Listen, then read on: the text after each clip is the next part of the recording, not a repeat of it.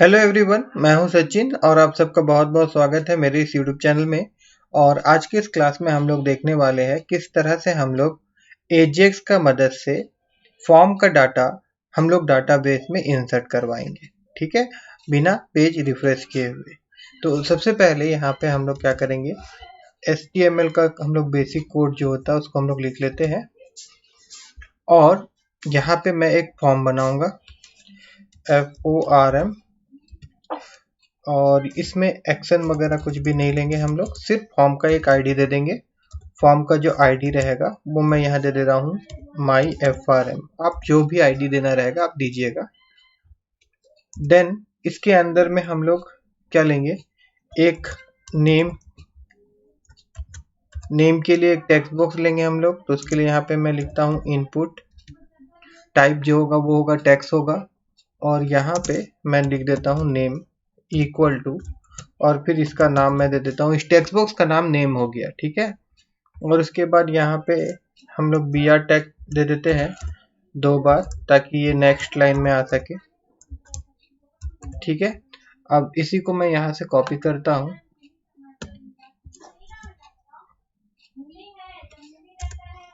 और 3 बार पेस्ट कर देता हूँ। नेक्स्ट यहाँ पे ये जो रहेगा ये आपका कोर्स के लिए CORSE कोर्स, और इस टेक्स्ट बॉक्स का नाम हम लोग कोर्स रख देंगे COURSE कोर्स। और उसके बाद यहाँ पे एड्रेस के लिए तो यहाँ पे ADDRESS एड्रेस, और यहाँ पे इसका नाम हम लोग रख देंगे ADDRESS एड्रेस। ठीक है, यहाँ तक हो गया। अब हम लोग को एक बटन भी चाहिए, तो यहाँ पे एक हम लोग बटन बना लेते हैं, और यहाँ पे इसका हम लोग को टाइप मेंशन करना होगा। यहाँ पे मैं लिख देता हूँ टाइप इक्वल टू, यहाँ पे हम लोग लिख देते हैं बटन BUTTON, और उसके बाद हम लोग एक जावास्क्रिप्ट में फंक्शन बनाएंगे। तो यहाँ पे ऑन क्लिक इवेंट के जरिए उस फंक्शन को कॉल करेंगे। तो यहाँ पे फंक्शन का नाम मैं लिख देता हूँ, जो फंक्शन हम लोग जावास्क्रिप्ट में बनाएंगे उसका नाम होगा पोस्ट डाटा। आप जो भी नाम दे सकते हैं, मैं पोस्ट डाटा का बना रहा हूँ इसीलिए मैं यहाँ पे पोस्ट डाटा लिख रहा हूँ। ठीक है, और बटन के अंदर में यहाँ पे मैं लिख देता हूँ इंसर्ट डाटा। आप जो भी लिखना चाहते हैं जो बटन के ऊपर दिखे। ठीक है, अब जो वहां से हम लोग को रिस्पांस मिलेगा तो उसको डिस्प्ले करने के लिए यहाँ पे मैं एक डिव बना रहा हूँ ऊपर में, और डिव का जो आईडी होगा वो मैं RES लिख रहा हूँ इस प्रकार से। ठीक है ना, अगर अभी तक हम लोग देखेंगे तो सिर्फ एक फॉर्म बना हुआ नजर आएगा हम लोगों को, है ना, और एक बटन होगा। अब हम लोग कहाँ जाएंगे, अब हम लोग जाएंगे जावास्क्रिप्ट का कोड करने। तो इसके लिए स्क्रिप्ट टैग, और इसी पेज में मैं लिख रहा हूँ तो स्क्रिप्ट टैग। अगर आप दूसरा जावास्क्रिप्ट का फाइल बनाना चाहते हैं तो फिर यहाँ पे आपको सोर्स करना होगा, मतलब लिंक करना पड़ेगा उस फाइल के साथ में। ठीक है, बट इसी में मैं लिख दे रहा हूँ। तो इसके लिए क्या करना पड़ता है, स्क्रिप्ट, और यहाँ पे फिर हम लोग एक फंक्शन बनाएंगे, फंक्शन, और फंक्शन का नाम जैसे कि ऊपर में मैंने लिखा था पोस्ट डाटा, तो यहाँ पे भी मुझको पोस्ट डाटा लिखना होगा क्योंकि इसी फंक्शन को हम लोग कॉल कर रहे हैं जब हम लोग बटन में क्लिक करेंगे तब। अब यहाँ पे सबसे पहले हम लोग ऑब्जेक्ट क्रिएट करेंगे। किसका ऑब्जेक्ट क्रिएट करेंगे हम लोग XML HTTP रिक्वेस्ट का एक ऑब्जेक्ट हम लोग यहाँ पे बना रहे हैं। ठीक है, उसको बनाने के लिए इस प्रकार से लिखना होता है XML HTTP रिक्वेस्ट, और ये ओपन क्लोज। ठीक है, यहाँ बन गया ऑब्जेक्ट।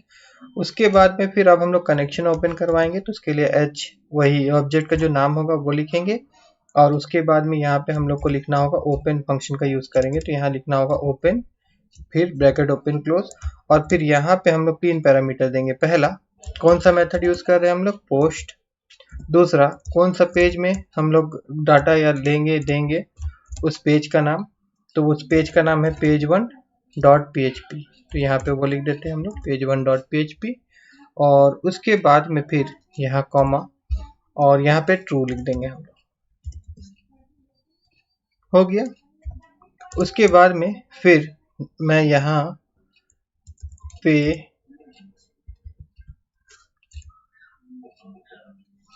पे मैं लिखूंगा XHR। ठीक है, और उसके बाद में ऑनलोड यूज करके यहाँ पे एक फंक्शन हम लोग बनाएंगे, और इस फंक्शन के अंदर में हम लोग स्टेटस चेक करेंगे। सबसे पहले इफ कंडीशन के अंदर में दिस डॉट स्टेटस, अगर स्टेटस ओके रहा that means status equal to 00, 200 रहा 200, तब क्या होगा कि document dot get element by ID, कौन सा आईडी, जो ऊपर में हम लोग RES बनाए थे ना एक div, जिसका आईडी हम लोग दिए थे RES, वहां पे डॉट इनर HTML, तो जो रिस्पॉन्स मिलेगा उसको हम लोग यहाँ पे डिस्प्ले करवाएंगे। और यहाँ पे क्या लिखना होगा हम लोग को, दिस डॉट रिस्पॉन्स टेक्स्ट, ठीक है, हो गया। अब क्या करना पड़ेगा हम लोग को, देखिए अब जो फॉर्म का डाटा आ रहा है उसको भी तो हम लोग को लेना है ना, तो वो जो फॉर्म का डाटा आ रहा है उसके लिए हम लोग यहाँ पे एक वेरिएबल बनाते हैं, और यहाँ पे मैं लिखता हूँ FRM वेरिएबल का नाम, और फिर document dot get element by ID use करेंगे हम लोग, document dot get element by ID, और आईडी यहाँ पे जो फॉर्म का आईडी होगा वो यहाँ पे आप पुट कर दीजिएगा, जैसे फॉर्म का आईडी MYFRM दिया था मैंने, तो उसको यहाँ लिख देंगे, ठीक है। और उसके बाद में फिर हम लोग क्या करेंगे, यहाँ पे where,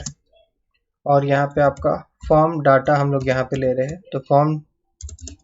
डाटा के लिए एक वेरिएबल यहाँ पे हम लोग बना लिए हैं, और उसके बाद यहाँ लिखना पड़ेगा न्यू, और उसके बाद यहाँ पे FORM फॉर्म डाटा, ठीक है, ये इनबिल्ट फंक्शन है, इसका यूज कर रहे हैं हम लोग। और इसके अंदर में फिर जो ऊपर में जो वेरिएबल था हमारा उसको यहाँ हम लोग पास कर देंगे, देखिए FRAM जो वेरिएबल में स्टोर करके हम लोग रखे थे यहाँ पे, ठीक है। और उसके बाद में फिर जो ऑब्जेक्ट हम लोग क्रिएट किए थे XHR dot send function use करेंगे हम लोग, और इसके अंदर में हम लोग क्या करेंगे, ये डाटा हम लोग यहाँ से पास करवा दे रहे हैं, देखिए फॉर्म डाटा, तो डाटा ये जो होगा ये डाटा कहाँ पहुँच जाएगा, ये पहुँच जाएगा आपका पेज 1.php नाम का जो हमारा पेज है वहाँ पहुँच जाएगा, ठीक है। अब यहाँ पे हम लोग क्या करेंगे, यहाँ पे सबसे पहले तो यहाँ पे PHP का जो लिखने का तरीका होता है, ठीक है ना, इस प्रकार से ओपन एंड क्लोज कर लेते हैं हम लोग, और उसके बाद यहाँ पे मैं इफ कंडीशन के अंदर में लिखता हूँ,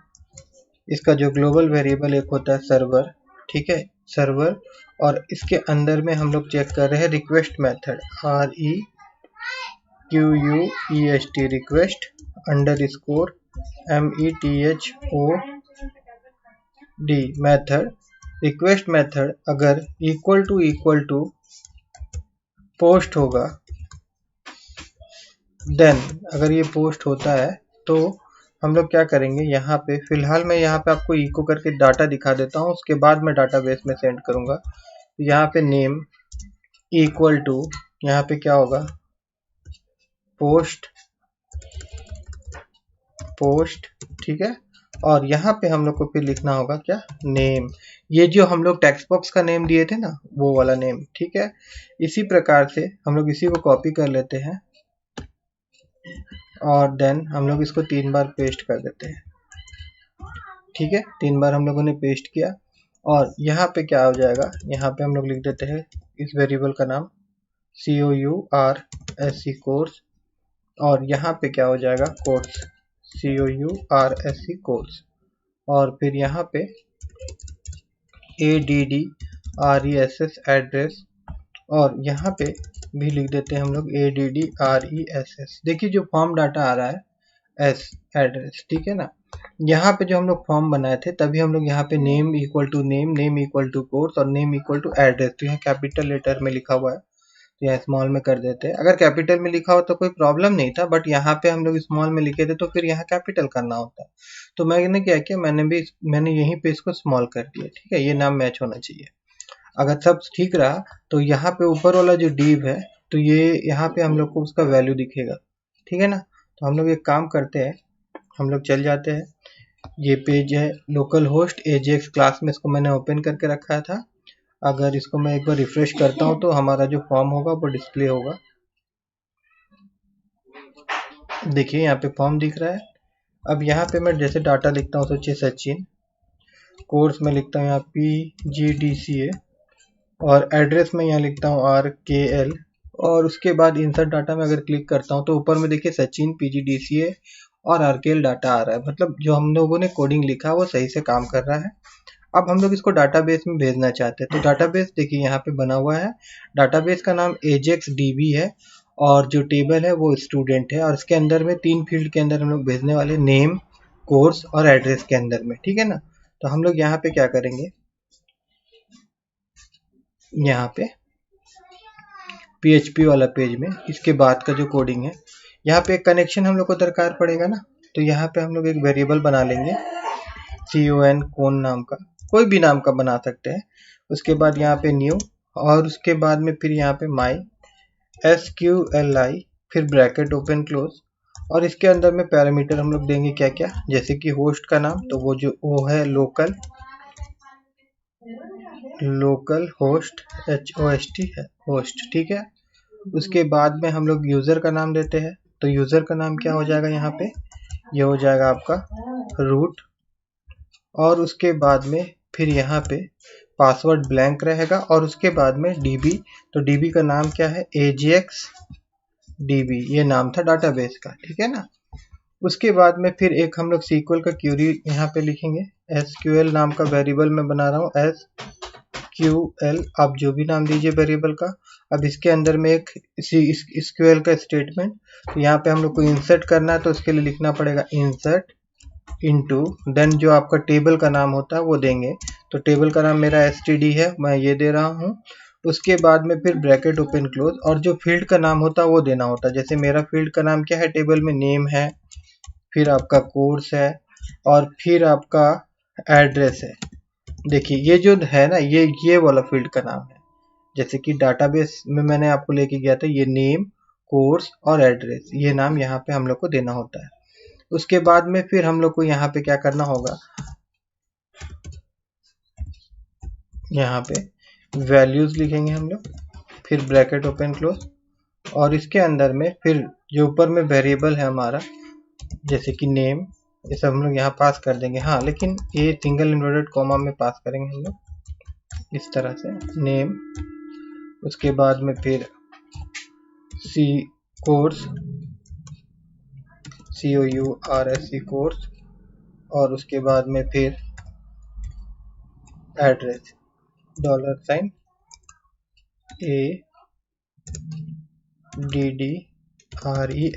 एड्रेस, इस तरह से, ठीक है। अब यहाँ पे हम लोग एक तो चेक करेंगे, जैसे इफ, और उसके बाद यहाँ पे मैं लिखूंगा आपका, अच्छा क्यूरी को पहले हम लोग चला लेते ना, इसको लिखने से पहले क्यूरी को हम लोग रन करेंगे ना, तो उसके लिए हम लोग को क्या लिखना पड़ेगा, फिर एक तो वेरिएबल हम लोग को लेना पड़ेगा, रिजल्ट नाम का एक वेरिएबल हम लोग ले लेते हैं, और यहाँ पे bracket open close, sorry bracket open close नहीं, रिजल्ट वेरिएबल ले लेंगे हम लोग, रिजल्ट नाम का RESULT,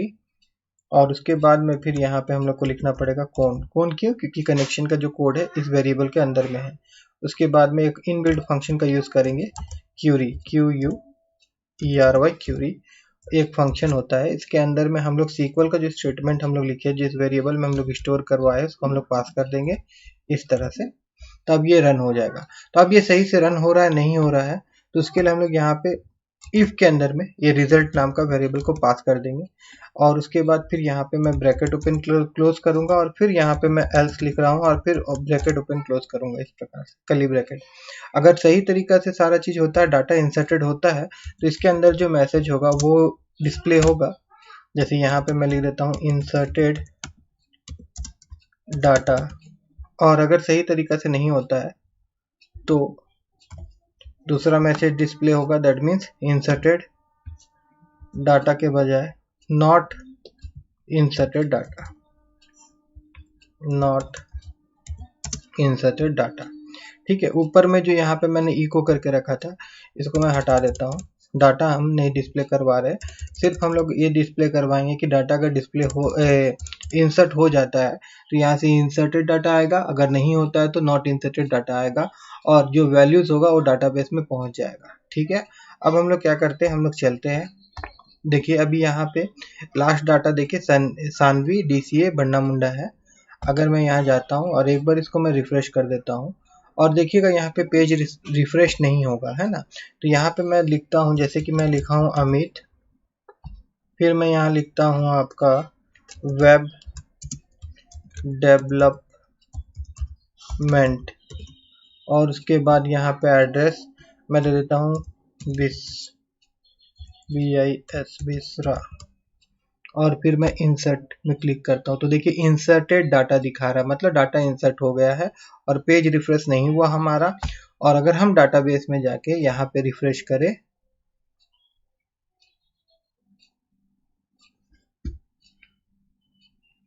तो देखिए यहाँ पे डाटा आ रहा है हमारा अमित, वेब डेवलपमेंट और विसरा। ठीक है, एक बार कोड को हम लोग फिर से देख लेते हैं। देखिए सिंपल था, हम लोगों ने क्या किया, एक फॉर्म बनाया, फॉर्म में एक आईडी दिया, उसके बाद में हम लोग इनपुट टेक्स्ट बॉक्स लिए, ठीक है ना,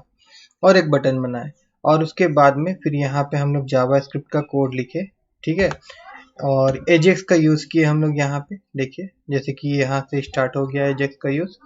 और फिर यहाँ पे हम लोग फॉर्म डाटा कौन सा पेज में भेजे,